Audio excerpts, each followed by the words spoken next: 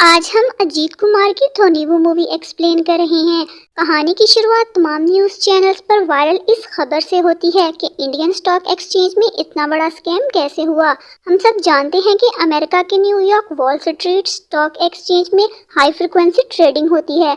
उस ट्रेडिंग के डाटा को फाइबर ऑप्टिक केबल के थ्रू एजेंट्स के पास भेजा जाता है, लेकिन पास ही की एक बिल्डिंग में कुछ इलीगल सर्विस इंस्टॉल किए जाने से कुछ लोगों ने ट्रेडिंग शुरू होने से पहले ही सारा एक्सचेंज डेटा चुरा लिया, जिससे बड़ा फायदा हुआ किसी अनजान ग्रुप को। और उस अनआइडेंटिफाइड ग्रुप का नाम है flash boys. Indian flash boys Sunil Datta, जिन्होंने इंडियन स्टॉक एक्सचेंज में लगे एनएससी बैकअप सर्वर से सारा डेटा चुरा लिया ट्रेडिंग शुरू होने से लगभग 30-60 मिनट पहले, जिससे उन्होंने मिलियंस के स्कैम को अंजाम दिया है। सीबीआई ने इसकी जांच पड़ताल शुरू कर दी है और सुनील दत्ता को ढूंढ रही है। रिसोर्सेज के मुताबिक सुनील दत्ता पहले ही देश छोड़ चुके हैं और यहाँ हम देखते हैं कि सुनील दत्ता को सीबीआई ने अरेस्ट कर लिया है। नेक्स्ट सीन में राधा नामी एक शख्स और उसका साथी कुछ इलीगल गन इंपोर्ट करते हैं और यहाँ पर एसीपी रामचंद्रन राधा के साथ मिलकर एक बैंक जिसका नाम योर बैंक है उसे लूटने का प्लान बनाते हैं। एसीपी रामचंद्रन अपना प्लान बताता है कि योर बैंक हर रोज सुबह 10 बजे ओपन होता है। थोड़ी देर बाद बैंक में कस्टमर्स का काफी रश हो जाता है। बैंक मैनेजर्स और कैशियर्स भी बिजी हो जाते हैं, तो उस वक्त बैंक में एंटर होकर सिविलियंस को होस्टेज बना लेंगे, जिससे कमांडोज को हटाकर पैसे चुराना आसान होगा। उन कमांडोज के पास MP5 गन्स होंगी, जिससे हमारे लिए पैसा चुराना मुश्किल हो जाएगा। 21 मई को सुबह 9:30 बजे बैंक में प्रोडक्ट लॉन्च फंक्शन रखा है और उसी दिन गवर्नर रेजिडेंस में भी कोई इवेंट हो रहा है। इस इवेंट में सीएम के साथ और भी बड़े आदमी आ रहे हैं। उन्हें बैंक तक पहुंचने में तकरीबन 1 घंटा लगेगा। अगर हमने तभी उन पर अटैक किया और बैंक लॉकर पर एक बॉम्ब लगा दिया तो उन कमांडोज को बाहर निकलने का मौका नहीं मिलेगा।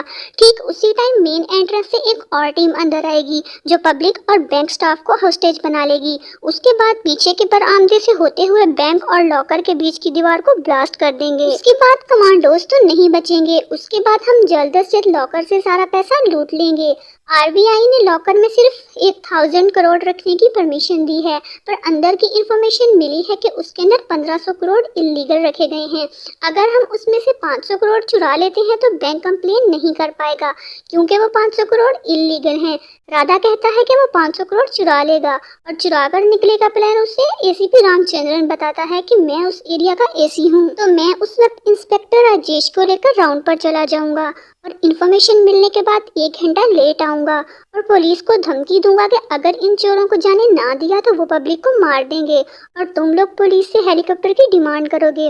पुलिस के पास कोई ऑप्शन ना होने की वजह से वो तुम्हारी बात मानेंगे।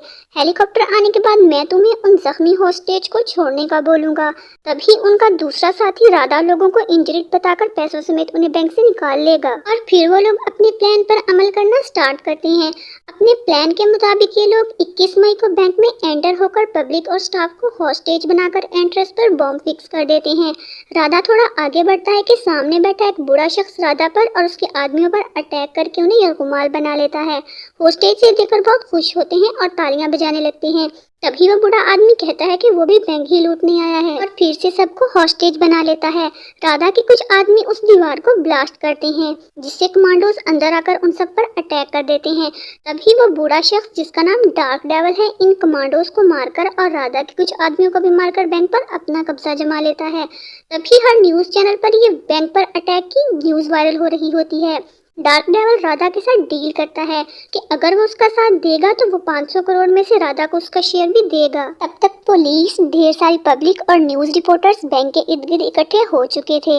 राधा बैंक मैनेजर को लॉकर ओपन करने का कहता है और इधर डार्क डेवल इंस्पेक्टर एंथनी को कॉल करके बैंक के आसपास से पब्लिक हटाने और रोड ब्लॉक करने का बोलता है। ये सब एक कनमनी नामी खातून सीसीटीवी फुटेज से बैंक में होने वाली हर कार्रवाई को देख रही होती है। इधर योर बैंक के ऑनर क्रिश को तमिलनाडु हेड सैम की कॉल आती है, जो बताता है कि उसने बैंक कोड्स लॉक कर दिए हैं, तो सिस्टम को यूज करके कोई भी ट्रांजैक्शन नहीं होगी। पर आरबीआई की लिमिट से बाहर हमारे पास 500 करोड़ पड़े हैं।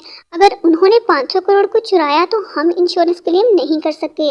तो क्रिश सैम को बोलता है कि बेवकूफ़ मत बनो, हम एक डेवलपिंग बैंक हैं। अगर इस टाइम में हमारे बैंक में कोई चोरी हो जाती है तो हमारी शेयर वैल्यू, रेपुटेशन और रिलायबिलिटी पूरी तरह से इफेक्ट होगी। इसलिए बैंक के अंदर से चोर जिंदा वापस नहीं जाने चाहिए। राधा मैनेजर से टोटल अमाउंट पूछता है तो वो बताता है कि 1510 करोड़ हैं। तो राधा कहता है कि उस बूढ़े ने हमसे झूठ बोला है कि 5000 करोड़ अंदर मौजूद हैं, तो उसे खत्म करके हम यहाँ से निकल सकते हैं। तभी वहाँ पर एसीपी रामचंद्रन पहुँच जाता है और डार्क डेविल को कॉल करता है, लेकिन डार्क डेविल कहता है कि वो सिर्फ इंस्पेक्टर एंथनी से बात करेगा। और एसीपी रामचंद्रन को पता चल चुका था कि राधा लोगों के अलावा भी कोई बैंक लूटने अंदर मौजूद है। राधा डार्क डेविल पर अटैक करने की कोशिश करता है, लेकिन डार्क डेविल राधा के हाथ पर गोली चला देता है। एसीपी रामचंद्रन इंस्पेक्टर राजेश को डार्क डेविल की रिकॉर्डेड वॉइस को एनालिसिस करने का बोलता है। वो वॉइस राजेश से न्यूज रिपोर्टर माइपा उस पर बने एक स्कैंडल की वजह से ब्लैकमेल करके ले लेता है। इधर डार्क डेविल राधा को एसीपी रामचंद्रन की एक ऑडियो सुनाता है, जिसमें वो अपने साथी से मिलकर बैंक लूटने के बाद राधा को मारने का प्लान बना रहा था। राधा सुनकर गुस्सा हो जाता है और डार्क डेविल का साथ देने के लिए तैयार हो जाता है। इधर माइपा अपने चैनल पर वो रिकॉर्डेड वॉइस चलवा देता है और लोगों से कहा जाता है कि अगर किसी को इस आवाज़ की पहचान हो तो वो चैनल्स के दिए गए नंबर्स पर कांटेक्ट करें। और तभी ये न्यूज़ वायरल होती है कि ये आवाज़ माइकल जैक्सन की है, यानी चोर ने वॉइस चेंजर डिवाइस से पुलिस को बेवकूफ़ बनाया। और माइकल जैक्सन का नाम सामने आते ही काफ़ी मीम सोशल मीडिया पर वायरल हो रहे हैं। तभी बैंक में चीफ कमांडो इंचार्ज रविंद्रन की एंट्री होती है और वो सिक्योरिटी का कंट्रोल संभाल लेते हैं। न्यूज़ चैनल्स पर ये न्यूज़ वायरल हो रही थी कि रॉबर्स ने हॉस्टेजेस को बॉम्ब पहना दिए हैं। एसी रामचंद्रन डार्क डेविल को कॉल करके मारने का प्लान बनाता है, लेकिन जैसे ही डार्क डेविल फ़ोन के पास आता है तो समझ जाता है कि उस पर अटैक करने वाले हैं, तो वो एक बॉम्ब ब्लास्ट करके एसी का प्लान नाकाम बना देता है। इधर क्रिश को चेन्नई से उसका दोस्त हर्षा कॉल करके हेल्प का पूछता है, तो क्रिश बताता है कि सैम वहां गया हुआ है। तभी क्रिश को किसी मिनिस्टर की कॉल आती है, तो क्रिश उनसे तमिलनाडु के चीफ मिनिस्टर से सारी सिचुएशन को संभालने का कहता है। तो वो मिनिस्टर कहते हैं कि उन्होंने बात कर ली है, तुम्हें परेशान होने की जरूरत नहीं, और कमिश्नर डेलियन खुद सारी सिचुएशन को हैंडल करने जा रहे हैं। डार्क डेविल हॉस्टेजेस को पैसे काउंट करने का बोलता है। इधर your bank Tamil Nadu state head Sam Jacob commissioner से कहता है कि फ्लॉटिंग ज़्यादा बढ़ने की वजह से हमने 500 करोड़ एक्स्ट्रा बैंक में रखे हैं, अगर वो चुरा लिए गए तो हमारे लिए काफ़ी मुसीबत हो सकती है, और जिस कंपनी से उन्होंने इंश्योरेंस करवाई है उसका भी काफ़ी नुकसान होगा। तो कमिश्नर उन्हें तसल्ली देकर इंतज़ार करने का बोलता है। कमिश्नर इंस्पेक्टर एंथनी से डार्क डेविल को कॉल करवाकर उसकी डिमांड पूछते हैं, जिस पर डार्क डेविल सबमरीन यानी पानी में चलने वाली शिप की डिमांड करता है। और कमिश्नर के भी कुछ ना कर पाने की वजह से अब कमिश्नर पर भी सोशल मीडिया पर मीम्स वायरल हो रही थी। तो कमिश्नर अपने ऊपर बनने वाली मीम्स को देखते हुए सोशल मीडिया वालों से ये कहता है कि मुझ पर मीम्स बनाकर टाइम वेस्ट करने से बेहतर है कि आप लोग आसपास अगर कोई मशकूक काम हो रहा है तो हमें इन्फॉर्म करें और हमारी इन रॉबर्स को पकड़ने में हेल्प करें। पुलिस की तमाम प्लानिंग के बारे में डार्क डेविल को कैसे पता चल रही है, ये सोचते हुए कमिश्नर बैंक के अराउंड लगे तमाम सीसीटीवी तुड़वा देते हैं, जिससे डार्क डेविल के साथ ही कनमनी को तमाम लाइव फीड आना बंद हो चुकी थी। इधर चीफ कमांडर इंजरीड होने की वजह से हॉस्पिटल में था। वो बताता है कि जिन रॉबर्स को उसने देखा उनमें से एक ने व्हाइट और दो ने ब्लैक, एक ने ग्रीन तो दूसरे ने ब्लू शर्ट पहन रखी थी। चेहरे पर मास्क थे और अंदर तकरीबन 9 चोर हैं। तभी राधा और डार्क डेविल को कुछ सिलेंडर पड़े हुए नजर आते हैं, जिन्हें देखकर वो काफी हैरान होते हैं कि बैंक सिक्योरिटी से बचकर ये यहाँ कैसे आए। तो डार्क डेविल समझ जाता है कि इस बैंक में कोई तीसरी टीम भी मौजूद है। इधर मेन होल की चेकिंग करने पर पुलिस उस टेलीफोनिक वैन तक पहुंच जाती है जिसमें कनमनी लाइव फीड देख रही थी, लेकिन कनमनी को भी पता चल चुका था कि पुलिस उस तक पहुँचने वाली है। तो वो वैन को वीराने में ले जाकर आग लगाकर खुद एक गाड़ी में बैठकर चली जाती है। वहाँ बैठा एक शख्स गाड़ी के नंबर को देख लेता है और पुलिस को बता देता है। फिर एसीपी रामचंद्रन अपने साथी दुचना को कॉल करके इस गाड़ी का पीछा करने का बोलता है। दुचना अपने आदमियों के साथ कनमनी तक पहुंचता है तो वो उन पर गोलियां चलाकर सबको मार भगाती है। तभी डार्क डेविल कमिश्नर को कॉल करके कहता है कि सिटी सेंटर पार्क में जाकर तुम्हें 5 डेड बॉडीज और इस हाइस्ट के मेन प्लानर के बारे में पता चलेगा, क्योंकि वहाँ उसने एसीपी रामचंद्रन की वो वीडियो लगाई हुई थी जिसमें वो बैंक को लूटने का प्लान बना रहा था। तो एसीपी रामचंद्रन को अरेस्ट कर लिया जाता है। रामचंद्रन बताता है कि बैंक लूटने का प्लान उसने बनाया जरूर है, लेकिन इस वक्त उसकी टीम के अलावा भी कोई टीम अंदर मौजूद है। वो बताता है कि लूटने का main plan your bank Tamil Nadu के हेड सैम ने बनाया है। वो दोनों स्कूल फ्रेंड्स हैं। सैम ने उसमें 10% यानी 100 करोड़ का हिस्सा मांगा था। तो जैसे ही हमने 500 करोड़ लूटने का प्लान बनाया तो उसके लिए आदमियों को ढूंढना शुरू किया, तो उन्हें एक एजेंट मिला जिसने बताया कि ये काम सिर्फ डार्क डेविल ही कर सकता है। तो डार्क डेविल के साथ बात करने पर उसने ये काम करने से इनकार कर दिया। इसके बाद इन्होंने राधा की टीम के साथ काम करने का प्लान बनाया।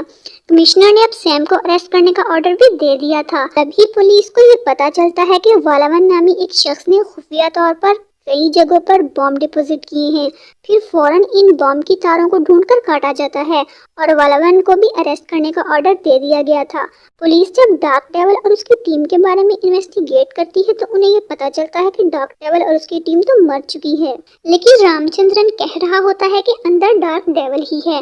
रामचंद्रन भागकर एंट्रेंस पर लगे बॉम्ब को तोड़ लाता है और कहता है कि देख लिया, ये डमी बॉम्ब है, अब सब बैंक के अंदर चलो। लेकिन तभी वो बॉम्ब फट जाता है और बहुत बड़ा ब्लास्ट होता है। इधर सीएम डीजीपी को कॉल करके भड़कता है तो डीजीपी कमिश्नर को कॉल करके ये सब ड्रामा खत्म करने का बोलता है। इधर डार्क डेविल बैंक के ओनर क्रिश से कॉल करके पर्सनली मिलने के लिए बुलाता है और बताता है कि उसे बॉम्ब मिल गया है, यानी कि वो सिलेंड्रिकल बॉम्ब क्रिश ने ही रखवाए थे। ये सुनकर क्रिश सैम को कॉल करके भड़कता है कि उसे बॉम्ब कैसे मिल गया और अब सवाल 500 करोड़ का नहीं बल्कि 25,000 करोड़ का है। और ये सब कनमनी जिसने सैम को किडनैप किया हुआ था सुन लेती है और वो ये सब डार्क डेविल को बताती है। इधर लॉकर में एक हॉर्न बजता है जिसे सुनते ही बैंक मैनेजर राधा और उसके आदमियों को मारने लगती हैं और डार्क डेविल को भी काफी जख्मी कर देती हैं। क्रिश जब बैंक पहुंचता है तो पुलिस उसकी शर्ट पर वॉइस रिकॉर्डेड डिवाइस लगाती है जिसे बैंक में एंटर होकर क्रिश तोड़ देता है। बैंक अब क्रिश के अंडर कंट्रोल आ चुका था। क्रिश डार्क डेविल से कहता है कि पहले तो उसका इरादा सिर्फ चेस्ट को मारने का था, लेकिन तुम्हारी वजह से अब इन हॉस्टेजेस को भी मरना पड़ेगा। क्रिश अपने बंदों से सिलेंड्रिकल बॉम्ब फोड़ने का बोलता है और कहता है कि हम फटेहाल इस बैंक से बाहर निकलकर सारा ब्लेम तुम पर लगा देंगे। अगर तुम अगले 10 सेकंड में अपनी आइडेंटिटी और प्लान नहीं बताओगे तो तुम खत्म। तो डार्क डेविल उन्हें सब बताने के लिए मान जाता है। वो बताता है कि उसकी टीम ही उसकी फैमिली है। जीजू और अचारा एक दूसरे को पसंद करते थे और पहली दफा वो अराकू वैली में मिले और उन्होंने शादी करने का सोचा, इसलिए हम लोग इंडिया आए। इंडिया में ये लोग अपनी रेजिडेंस पर थे कि रात के वक्त इन पर अटैक हुआ जिसमें डार्क डेविल की टीम के कई लोग मारे गए। जीजू और अचारा भी इस हमले में मारे गए, जबकि डार्क डेविल और कनमनी शदीद जख्मी हालत में वहां से भागने में कामयाब हो गए और न्यूज चैनल्स पर ये न्यूज वायरल हो चुकी कि डार्क डेविल और उसकी टीम पर उसके दुश्मनों ने अटैक करके उनका खात्मा कर दिया है। इधर डार्क डेविल के आदमियों ने उस शख्स को पकड़ लिया था जिसने उन पर अटैक किया। उस आदमी ने बताया कि उन्हें बैंक के हेड सैम ने डार्क डेविल को खत्म करने की सुपारी दी थी। डार्क डेविल का वो आदमी पूछता है कि हमारा चीफ तो जिंदा है तो उसके मरने की खबर क्यों फैलाई गई। तो वो बताता है कि जब गाड़ी को हमारे आदमियों ने देखा तो उसमें कोई भी नहीं था, तो हमने अपने बचे हुए 50 लाख की पेमेंट के लिए 2 आदमियों को मार के जलाकर फेंक दिया। इसके बाद डार्क डेविल के आदमी उस शख्स को मार देते हैं। इसके बाद डार्क डेविल की टीम को ये पता चलता है कि ये प्लान सैम का नहीं बल्कि चेयरमैन क्रिश का है और वो उसका सारा प्लान सुन लेते हैं। डार्क डेविल क्रिश से कहता है कि अगर तुम मुझे मारोगे तो वो ऑडियो क्लिप्स कमिश्नर के पास चली जाएंगी। तो क्रिश उससे डील करता है कि तुम 500 करोड़ ले लो और एविडेंस मुझे दे दो। डार्क डेविल कहता है कि अमाउंट तो 25,000 करोड़ है, तो क्रिश भड़क उठता है। इधर पुलिस को सैम मिल चुका था। सैम पुलिस को बताता है कि एक दिन चेयरमैन क्रिश ने उसे 500 करोड़ लूटने का प्लान बनाने को कहा, तो उसने अपने दोस्त एसीपी रामचंद्रन के साथ डार्क डेविल से मुलाकात की। डार्क डेविल के इनकार पर उन्होंने राधा की टीम के साथ राब्ता किया, लेकिन चूंकि डार्क डेविल उनका प्लान जान चुका था तो उनको खतरा लाहक हुआ कि कहीं वो उन्हें डबल क्रॉस ना करे, इसलिए उसने डार्क डेविल के पीछे अपने बंदे लगा दिए और इनके इंडिया पहुंचते ही उन पर अटैक करवा दिया, लेकिन फिर भी उनके 2 लोग बच निकले। कमिश्नर सैम के साथ बंधे हुए बॉम्ब को डिफ्यूज करने का बोलता है। ये सब दूरबीन से कनमनी देख रही थी, तो उसने बॉम्ब ब्लास्ट कोड्स को प्रेस कर दिया। सायरन सुनकर पुलिस तो दूर भाग गई और 5 सेकंड के बाद बॉम्ब ब्लास्ट हो गया जिसमें सैम मारा गया। तभी बैंक के अंदर मौजूद क्रिश को कमिश्नर की कॉल आती है कि सैम तो मारा गया, लेकिन खुद को बचा लेना, मुझे तुम्हारी जांच करनी है। ये सुनकर क्रिश अपने आदमियों को डार्क डेविल को शूट करने का बोलता है, लेकिन जैसे ही वो शूट करने लगते हैं तो पता चलता है कि उनकी गन्स तो खाली हैं, क्योंकि डार्क डेविल पहले ही वहाँ मौजूद तमाम गन्स में नकली गोलियां भर चुका था। फिर वो लोग डार्क डेविल से फाइट शुरू कर देते हैं। और इधर डार्क डेविल की एटीवी न्यूज चैनल को दी गई एक वीडियो वायरल होती है जिसमें वो कहता है कि कमिश्नर सर बिल्कुल ठीक बोलते हैं कि बैंक एक बिजनेस नहीं बल्कि सर्विस भी है। इसके बाद 3 साल पहले का वाकया दिखाया जाता है जिसमें योर बैंक अपने अंडर काम करने वाली ब्रांचेस को अपना टारगेट पूरा करने पर अवार्ड देता है। तभी एक एम्प्लॉय सवाल करता है कि इस तरह का टारगेट आपका बैंक देता है, इसे अचीव करना काफी मुश्किल है क्योंकि दरअसल उनके टारगेट्स में सब्ज बाग दिखाकर आवाम को फंसाना था, पब्लिक को कारोबार के लिए पैसों का लालच देकर उन्हें इंटरेस्ट के बोझ तले दबाना था और जाहिर है इस मकसद के लिए उन एम्प्लॉयज को झूठ ही बोलना पड़ता था। अवार्ड फंक्शन खत्म होने के बाद सैम मैनेजर को उस एम्प्लॉय को दूसरी ब्रांच म्यूचुअल फंड्स में ट्रांसफर का बोलता है और उसे ट्रिप्स और गिफ्ट्स देने का भी बोलता है ताकि वो हमारे टारगेट्स तक रीच कर सके और अगर काम ना करे तो उसे फायर कर दो। गोवा ट्रिप और इतनी सारी आसाइशों का सुनकर उस एम्प्लॉय जिसका नाम केविन था उसके मुंह में भी पानी आ जाता है और वो भी लोगों को म्यूचुअल फंड में इन्वेस्ट करने से उनकी अमाउंट डबल हो जाने का झांसा देकर अपना टारगेट पूरा कर लेता है और साल के बेस्ट एम्प्लॉय का अवार्ड भी जीत लेता है। 2 साल के बाद न्यूज ब्रेक होती है कि ज्यादा लोन देने की वजह से 3 बैंकों का दिवालिया निकल चुका है जिसमें योर बैंक का म्यूचुअल फंड का भी दिवालिया निकल चुका है। इन 25,000 करोड़ का क्या जो 5 लाख लोगों के थे, सीबीआई इसकी जांच करेगी। ये न्यूज सुनते ही वो लोग जिन्होंने केविन पर ट्रस्ट करके पैसे इन्वेस्ट किए थे केविन से इस बारे में पूछते हैं। उन गरीब लोगों की आहें सुनकर केविन बहुत ज्यादा गिल्टी फील करता है और सैम और मैनेजर प्रेम से इस बारे में पूछता है तो वो कहते हैं कि फोन बंद कर दो और काम पर लगे रहो, अब नुकसान हो गया है तो हम क्या कर सकते हैं, तुम ये सब नहीं समझ सकते। तो केविन उन्हें धमकी देता है कि मुझे ये सब समझाओ नहीं तो मैं पुलिस को बताऊंगा। मैनेजर प्रेम कहता है कि सब फॉर्म्स पर तुम्हारे साइन हैं जिनमें लिखा है कि अगर कंपनी को लॉस हुआ तो पैसे गए, तुमने ये बात कस्टमर्स को बताई थी। तो केविन कहता है कि नहीं। तो फिर सैम कहता है कि जेल भी तुम ही जाओगे। इसके बाद केविन इस चीज पर काफी रिसर्च करता है। 6 माह बाद चेन्नई में क्रिश योर बैंक का विजिट करने आता है तो वहाँ पर सारी पब्लिक पेट्रोल की बोतलें लेकर बैंक को घेर लेती है और कहती है कि हमारे पैसे वापस करो नहीं तो सब कुछ जला देंगे। और पब्लिक को क्रिश के यहाँ आने के बारे में बताने वाला था केविन।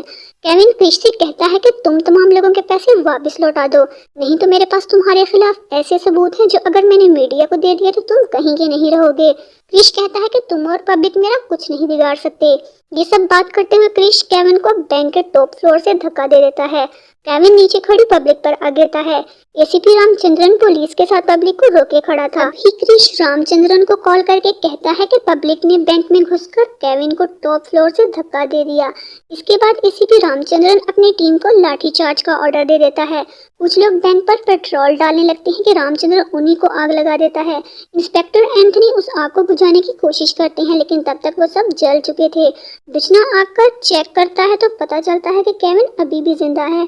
तो रामचंद्रन रुचना को केविन को एम्बुलेंस में उस वक्त तक घुमाने के लिए बोलता है जब तक वो मर नहीं जाता क्योंकि हम उसे हाथ नहीं लगा सकते थे वरना क्रिमिनल एविडेंस में शामिल हो जाते। 1 घंटे तक एम्बुलेंस घुमाने के बाद भी जब केविन की सांसें चलती रहती हैं तो रुचना एसी रामचंद्रन को कॉल करके कहता है कि गला दबाकर मार देता हूँ, पोस्टमार्टम रिपोर्ट बदलवा लेंगे।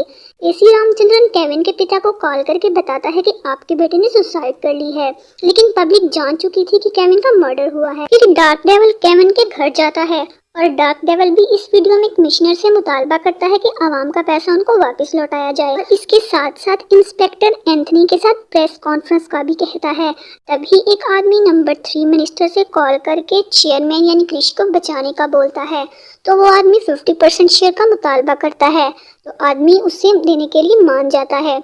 इसके बाद सीएम कमिश्नर को कॉल करके लाइव फीड कट करने का बोलता है जिस पर कमिश्नर कहता है कि वो अब कुछ नहीं कर सकता।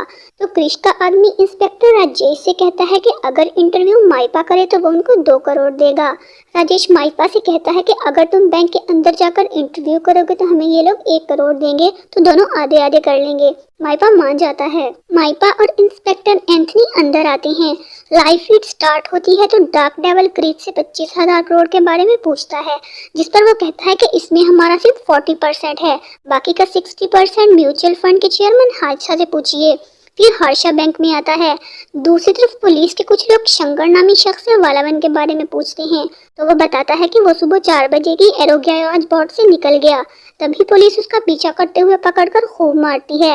इधर हर्षा बैंक पहुंचकर बताता है कि वो लोग सुनील बेवरेज कंपनी में इन्वेस्ट करते हैं, लॉस हो गया तो इसमें हम क्या कर सकते हैं, आप इस बारे में सुनील से पूछिए। डार्क डेविल सुनील को लाइव शो पर बुलाता है तो क्रिश कहता है कि वो इंडिया में नहीं बल्कि मॉरिशस में है। तो डार्क डेविल कहता है कि मैंने तो उसको गैस स्टेशन के पास कार की डिग्गी में देखा था। पुलिस सुनील को पकड़ लाती है।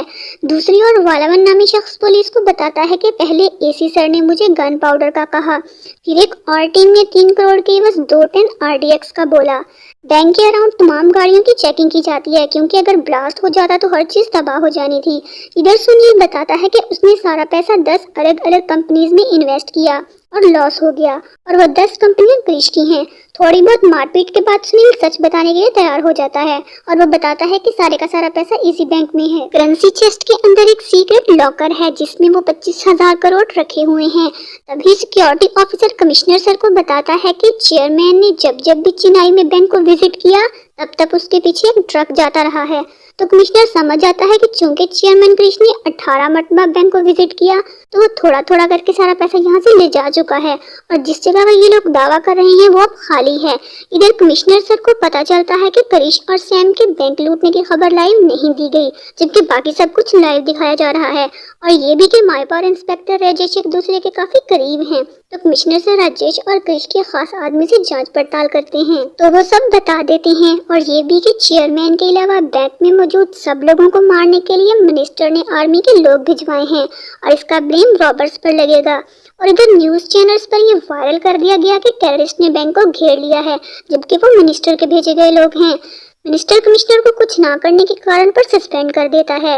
इधर जब क्रिश सीक्रेट लॉकर ओपन करता है तो पता चलता है कि इसमें मौजूद सारा पैसा नकली है। क्रिश कहता है कि उसे इस बारे में कुछ भी नहीं मालूम। तो डार्क डेविल उसे एक वीडियो दिखाता है जिसमें बताया गया कि 18 दफा विजिट के दौरान चेयरमैन खुद वो पैसे ले उड़ा है और लोकेशन भी सिर्फ क्रिश को ही पता है। तो क्रिश बताता है कि मैंने अपनी शिप में 25 कंटेनर के बीच में 100 कंटेनर में छुपाया है। डार्क डेविल क्रिश, सुनील और हर्षा को उस सीक्रेट लॉकर में कैद करके पब्लिक के साथ बाहर निकलने लगता है कि कमांडोज बैंक पर बमबारी शुरू कर देते हैं। तभी कनमनी 210 RDX से भरे ट्रक लेकर वहां आ जाती है और ये न्यूज मिलते ही chief commando incharge Ravinder firing रुकवा देता है। कनमनी ऐलान करती है कि जब तक वो लोग यहाँ से चले नहीं जाते अगर किसी ने उन पर अटैक करने की कोशिश की तो वो ब्लास्ट कर देगी। डार्क डेविल अपनी टीम के साथ ओरिजिनल पैसा लेकर निकल जाता है और वो तमाम पैसे आवाम में उड़ाने लगता है। इधर सीएम कमांडोज को ऑर्डर देता है कि पब्लिक को हटाकर उसकी गाड़ी पर अटैक करके ब्लास्ट करवा दें। कनमनी और डार्क डेविल बोट में जा रहे होते हैं कि पीछे से आती बोट्स में सवार कमांडोज उन पर अटैक कर देते हैं और आसमान पर उड़ते 4 हेलीकॉप्टर्स भी उनके पीछे आ रहे थे। काफी ज्यादा फाइट के बाद कनमनी, डार्क डेविल और आनंद जख्मी हो जाते हैं और बोट समेत पानी में डूब जाते हैं। कमांडोज उनकी डेड बॉडीज को ढूंढने की काफी कोशिश करते हैं लेकिन नाकाम रहते हैं। दूसरी ओर जहां सीक्रेट लॉकर में डार्क डेविल ने क्रिश, सुनील और हर्षा को बंद कर दिया था वहां ब्लास्ट हो जाता है और वो तीनों मारे जाते हैं। इधर कमिश्नर सर उस शिप तक पहुंच जाते हैं जहां क्रिश ने पैसे छुपाए थे। तभी कमिश्नर सर को डार्क डेविल की कॉल आती है तो वो कमिश्नर सर से कहता है कि मुझे थैंक्स नहीं बोलेंगे।